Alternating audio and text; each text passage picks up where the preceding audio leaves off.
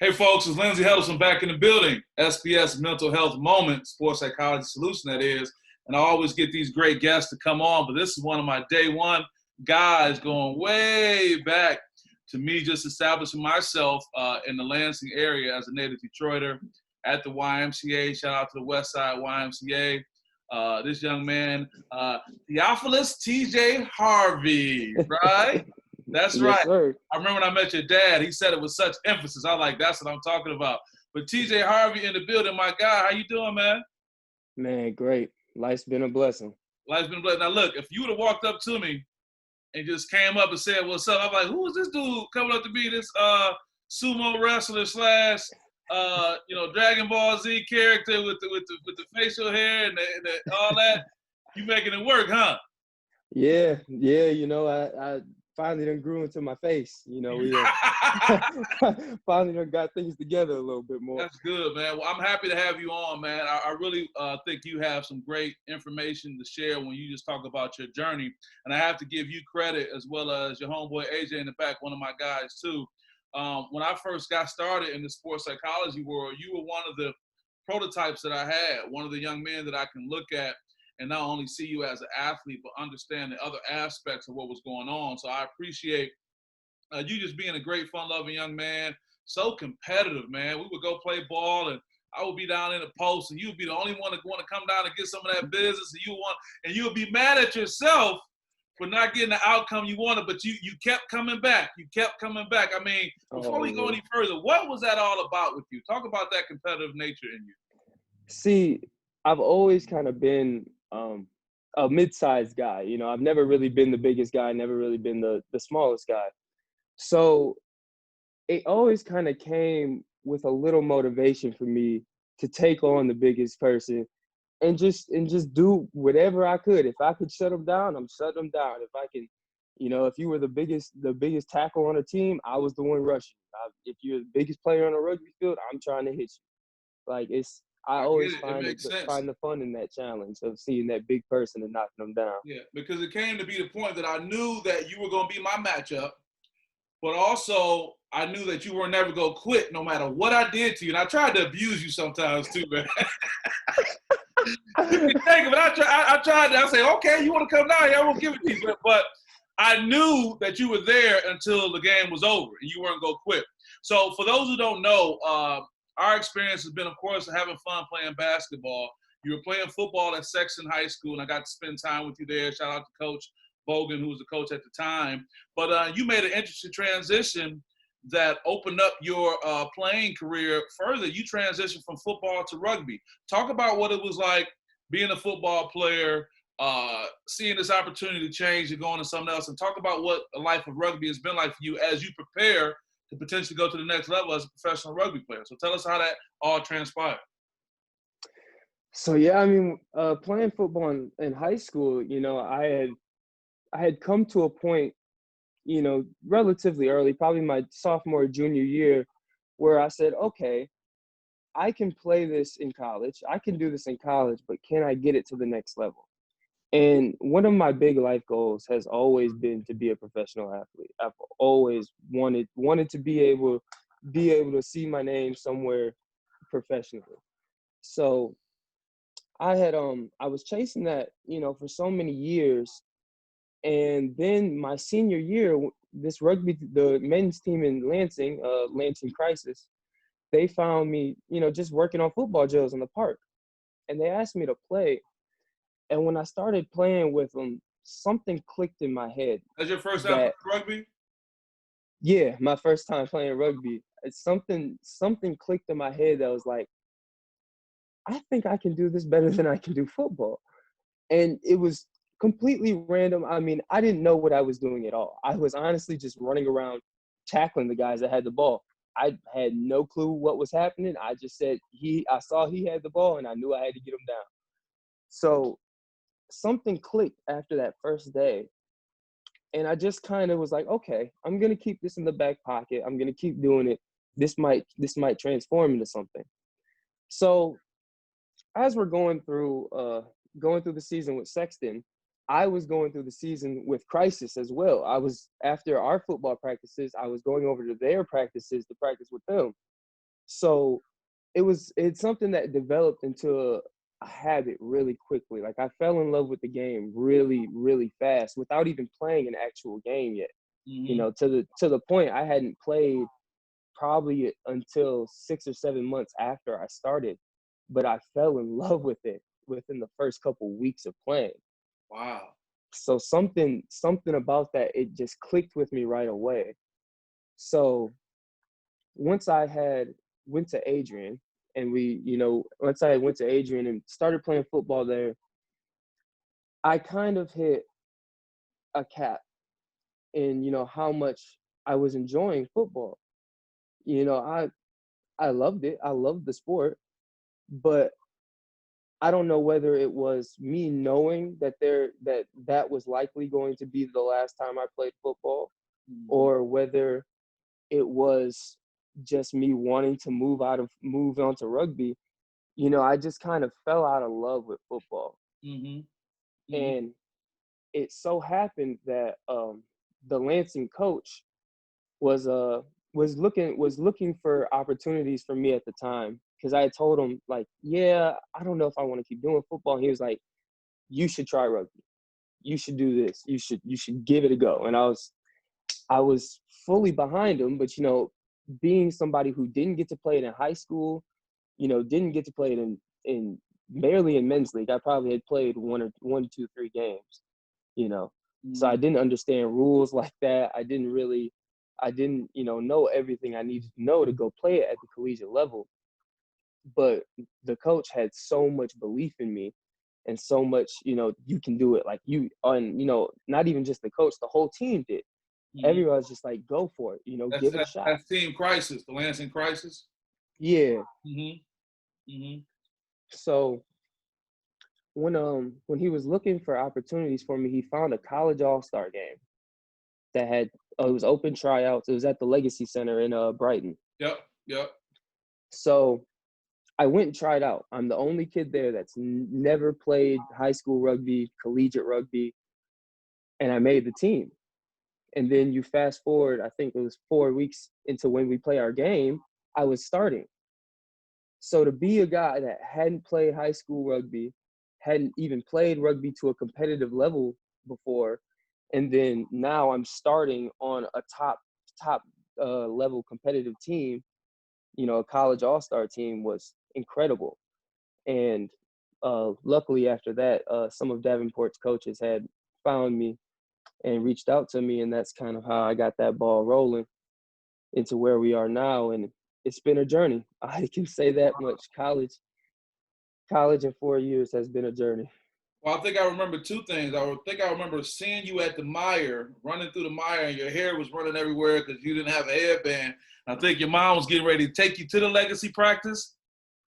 If that sounds Yeah, right, you were getting ready to go yeah. to a practice. It could have been that one. I don't know why I remember that. And also, I remember you talking to me about looking at making a decision of leaving Adrian to go to Davenport to play rugby. So many wonderful things you said in your introductory comments. But as it relates to other young people who may watch this, or just people in general, TJ, what can you say about the conflict that you were able to overcome when it came down to you kind of moving on from that sport that you have been so involved in and stepping into this new world where you had some insecurities because you had never played before, but yet you were out there? And I guess what I'm trying to get at is, how important is it for young people and other people to be open to changing things when they get that feeling that you had? I think it's very important. I've always been a strong person to believe in give everything a try once. Because you never know what could happen. So when Real I quick, why do you think people don't give it that one try sometimes? it could be just being scared of change, being scared of stepping into something that they don't know. But it could also be, I guess, at the same time, the security of knowing what they do know. I get it.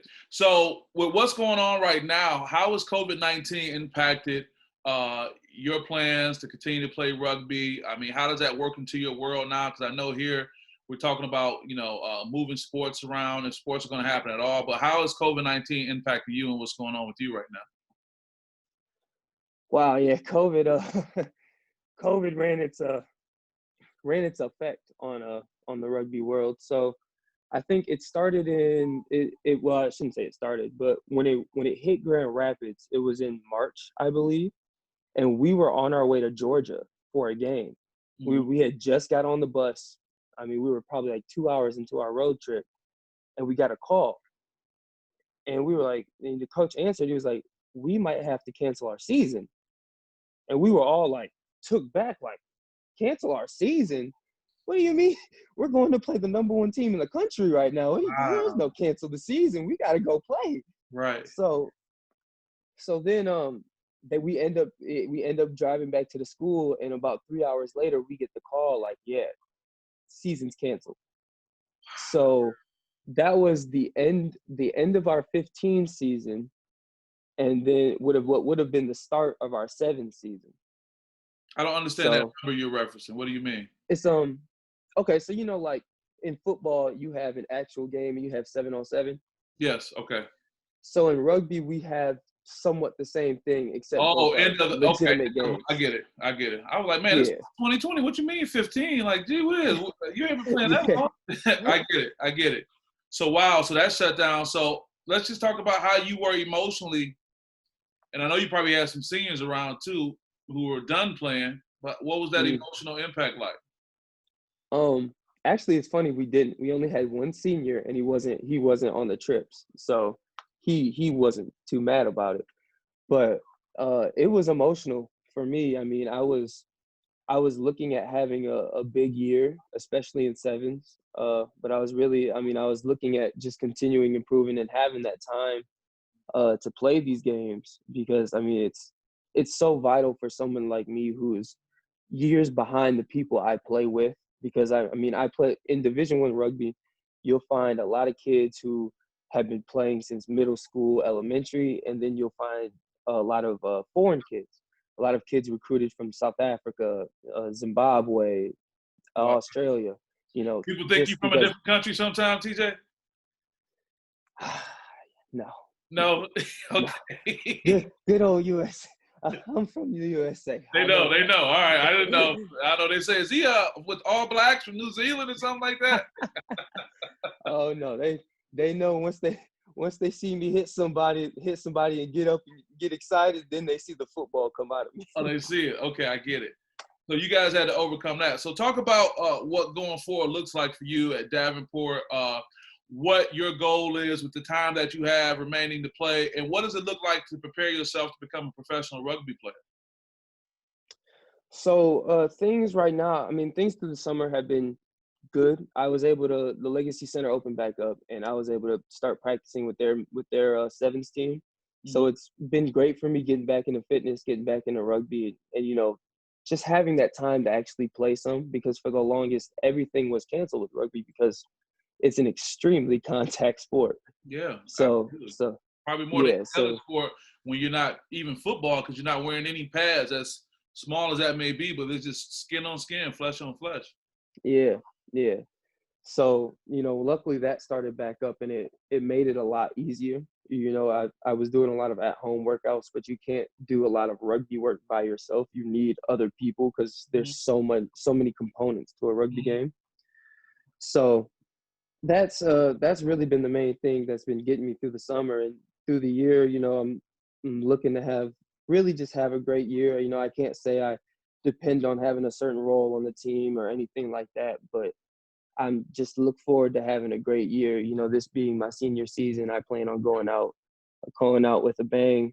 That's right. How old And are you now, TJ? he said, "How?" How old are you now? I'm 22. 22. I'll check them out. Let me ask you this. What advice can you give a high school level player, even a collegiate player, as far as the right mindset to have right now when we really don't know what tomorrow brings as it relates to whatever respective sport people are playing? But what kind of mindset should they have in preparation for what's to come, even if it's unknown? Keep working. Don't let this stop you. It's tough. Gyms are closed. Go to a park. Find tires, find logs. Find whatever you can, and still try and put in as much work as you can. And it's special focus needs to be put on the mental work, because you have so much time now where you can sit down on a monitor and review film, or you can go watch people who are at the level you want to be at and watch them play and learn what they do. That's really been my biggest thing, has been mental focusing and trying to, watch more film and understand rugby to a deeper level in my head, so that when I'm on the field playing, it's more me thinking and less me reacting. Well, I couldn't help that, man. You kind of set that up. Plug for my new book, The SPS Edge, A Guide to Mental Toughness in Sports and Life Post COVID-19. I want to make sure you and AJ get a copy of it too. But I think you're absolutely right, man.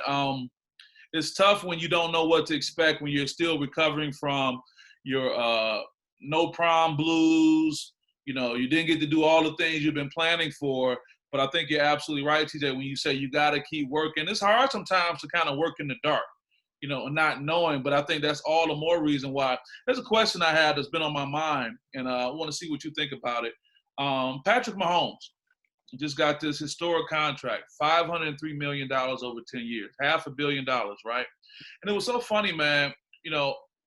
I'm not so caught up on the amount of money, because that's the amount of money that, you don't have to worry anymore. So let me ask you this, TJ, as a young college student. I'm sure you got a lot of things you can do with $503 million, right? Yeah. So since he has this money, does that mean that Patrick Mahomes is supposed to go on and win multiple Super Bowls because he has nothing else to worry about? I mean, what does money do as it relates to taking care of all your other issues? So shouldn't that be able to allow you to be the best at your craft? What do you think about that?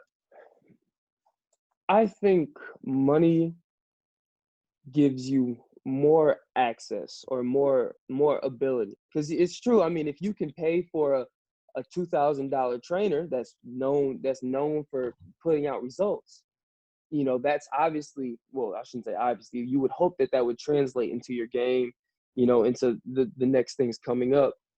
But I don't think that just because you get that money, you should be in that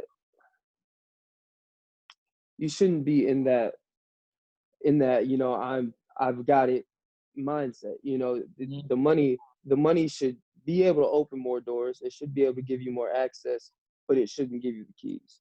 Shouldn't give you the keys. So you're saying you still gotta be able to focus on your work and whatnot. And to be honest, you almost wonder if that's more distraction, because $503 million, man, everybody's coming out the woodwork to try to get some of that. That's just the nature of humans. Yeah, I just thought about that. Well, TJ, with the time I have, man, tell us, along with you preparing for a campaign to become a professional rugby player, which I feel you're going to do. I know how hard you work and how talented you are. Talk about the fact that you're finishing up your degree, and talk about what other long-term plans you have when the actual rugby playing stops, whatever level that may be on. Man, ooh, Lindsay, this degree has been a roller coaster. Really? Honestly, there's times throughout this whole time I should have texted you, because I'm gonna reveal something to you. Okay. My freshman year at Davenport, I had the lowest GPA I've had in my life. And you're a very smart young man, so that's amazing. You've always been a top student. Wow. I transferred in from Adrian with a 3.8. Yeah. When my freshman year, my GPA was under a 1.0. You was partying that hard at Davenport, man? No, accounting was killing me. Accounting got the best of you. Accounting in a couple other classes. Oh my goodness. Now you hear that and you thinking I must have been doing something crazy, right? Because you know me, I'm a good student. Yeah, great student. Things got crazy on me. Things got hard at Davenport. The degree path got much more intense, and I thought I was prepared for that transition, but I wasn't. Not to the degree that it happened to me. So these last 2-3 years have been a mountain climb. I've been having to hike that GPA right back up, and now I'm proud to say I'm at 3.0 going into my senior year, and I'm gonna try and get it back, hopefully back to 3.2. And you're on track to graduate. So what advice would you give your younger self during that transition time, and what advice can you give a young person who's going to make that same type of transition to prepare not to be in the situation you were in? Learn your study habits. Okay. Learn them, and learn how to use them effectively and efficiently. Okay. Because I thought I knew my study habits, but then when I got to Davenport, I realized that my study habits weren't really helping me receive the information. Not long term. It was quick retention, but not long retention. Oh, sure. It was that high school retention, not that college retention. Yes, yes. Right. So I think the biggest thing for me would have been to really focus in and find my study habits the way I do now, so that I'm getting information in better. Okay. Okay. Well, listen, man, with that, I don't want to keep you too much longer. I think everything you shared is going to be a great blessing to any young person who's trying to achieve more than what they have now. But with the time I have, can you just wrap up and just give us some closing remarks that can be inspiring for the next generation as it relates to what they want to do, dealing with COVID, or just life in general? I say never ever give up on what you want. If you really want it and you know that you want it, you put your foot down and you go get it. You know, I've that's the motto I've lived my life by. I would never let a wall stop me. And I feel like that is something that everybody can take a piece of and put into their life. Well, You that's know, true, because you never let me stop you when I was just throw you around down in the post, man. hey, You and know? you can bump me, throw me all you want. I'll be the next play.